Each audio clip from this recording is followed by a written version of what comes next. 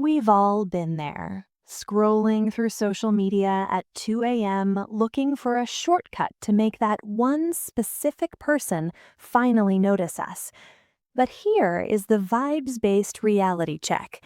Most of those instant results love spells aren't just ineffective, they actually break the most important rule in magic. Real Wiccan love magic isn't about mind control or binding your crush against their will. It's about ethical attraction.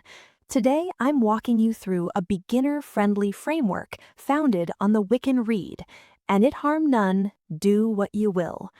We are going to shift the focus from them to you to invite the right energy into your life.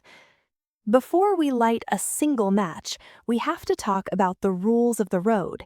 In Wicca, the law of 3 means any energy you send out returns to you 3 times as strong. If you try to manipulate someone's free will, you're essentially sending out interference energy.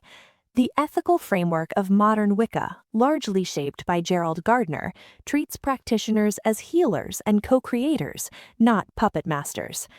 That is why the first rule of ethical attraction is no names. Naming a specific person is seen as an infringement on their autonomy. Instead, we focus on qualities. Do you want Dave from accounting? Or do you want a partner who is kind, emotionally mature, and shares your values? The universe is much better at matching those traits than you are at guessing if Dave is actually good for you. Magic isn't a shortcut, it's a disciplined practice of alignment. You can't attract a loving relationship without first cultivating love and respect for yourself. Step 1 is intent clarification. Grab a journal and list 5 to 7 essential traits you need in a partner. This shifts your mindset from a state of lack, I need a partner, to a state of wholeness, I am becoming the best version of myself. Step 2 is the purification bath. This acts as energetic plumbing. Water purifies, seawalt cleanses, and rose petals open the heart. As you soak, visualize old hurts and stagnant energy washing away. You are preparing your vessel to channel positive, loving energies. Now, let's talk logistics. In Wicca, timing matters. The waxing moon, the period after a new moon when the light is growing, is the most potent time for increase and attracting new love. Friday is your best friend here because it's ruled by Venus, the goddess of love.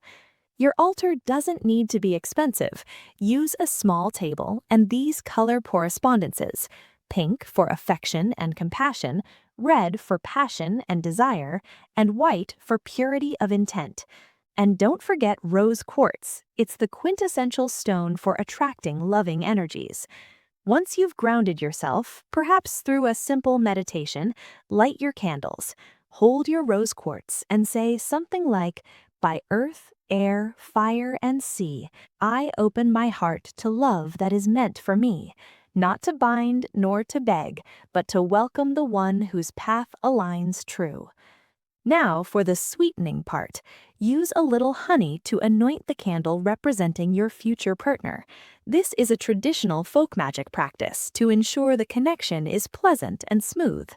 Here is the secret sauce: visualization. Close your eyes and feel the emotions of being in a healthy relationship, the safety, the joy, the laughter. By generating that frequency within yourself, you become a magnet for it. Finally, remember that magic doesn't exist in a vacuum. After the ritual, you have to say yes to life. Go to that gathering, try that new hobby, or even use a dating app with a discerning eye. The ritual opens the door, but you have to walk through it. The ultimate goal of this pathwork isn't just to acquire a partner, it's to become the kind of person who can foster a loving, reciprocal relationship. The magic isn't in changing the world, it's in changing yourself until the world reflects your inner state. If you found this helpful, I've put a deep dive into the Law of 3 and how to protect your energy in this next video over here. Stay ethical, stay magical.